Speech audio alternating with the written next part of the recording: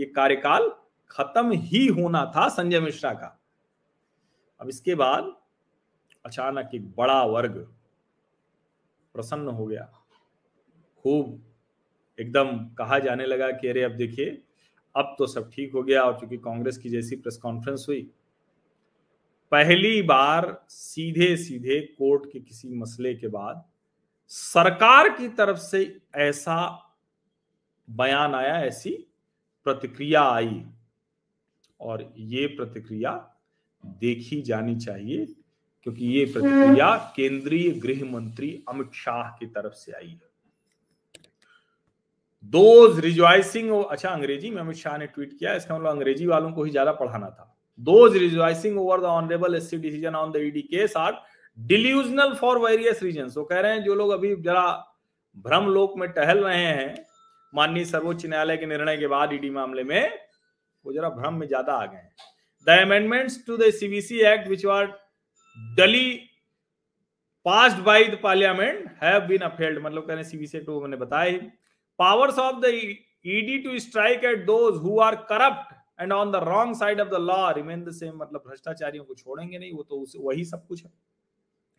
ED is an institution which rises beyond any one individual and is focused on achieving its core objective, that is to investigate offenses of money laundering and violation of foreign exchange laws। कह रहे हैं जो foreign exchange laws है और money laundering यानी हवाला और जो विदेश से पैसे आते हैं, इस मामले में कोई भी गड़बड़ करेगा तो वो फंसेगा ही फंसेगा, उसकी जांच होगी ही होगी। ईडी संस्था है, ये एक व्यक्ति का मसला नहीं है। 10 who the ED director is, that is not important because whoever assumes this role will take note of the rampant corruption of a cozy club of entitled dynasts who have an anti-development mindset। कल रात 7:30 बजे उन्होंने किया, और उस वक्त जब मैंने इसको स्क्रीनशॉट लिया था तो 1 मिलियन व्यूज हो चुके थे। 1 मिलियन व्यूज ट्विटर पर। आप इसी से अनुमान लगाइए कि इसको जानने की, सुनने की इच्छा लोगों में कितनी ज्यादा थी।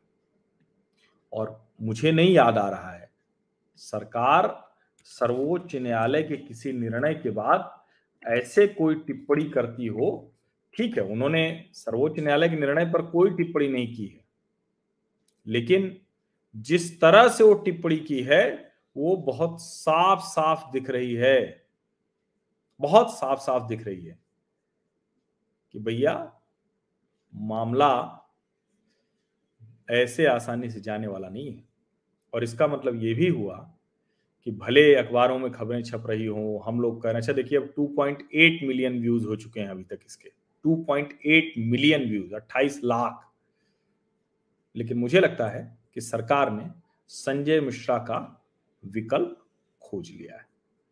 और मेरा भी ये मानना है कि बाकी चीजें अपनी जगह, लेकिन भ्रष्टाचार के खिलाफ कार्रवाई तो निरंतर चलती रहनी चाहिए।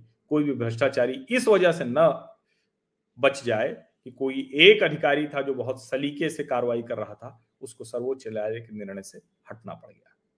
और ये पहली बार नहीं है, पहले भी सरकारों में जब अधिकारी कोई काम का होता है, काम कर रहा होता है, तो उसको एक्सटेंशन मिलता रहता है। बहुत से लोग 60 के बाद बहुत कुछ कर रहे हैं, ये कोई बहुत ऐसी चौंकाने वाली बात नहीं थी। लेकिन ठीक है, इस मामले में चूंकि सर्वोच्च न्यायालय ने आदेश दे दिया था तो उसके बाद ये मसला था। आप सभी का बहुत बहुत धन्यवाद। सब्सक्राइब जरूर कर लीजिए, नोटिफिकेशन वाली घंटी दबा दीजिए, लाइक का बटन दबाइए, जहां जहां साझा कीजिए @मीडिया_हर्ष_VT टैग जरूर कीजिए, और अपने व्हाट्सएप समूहों में तो भेजिए ही भेजिए। ये ऐसा मसला है, इस पर देश का हर व्यक्ति जानना चाहता है कि क्या हुआ और आगे क्या होगा।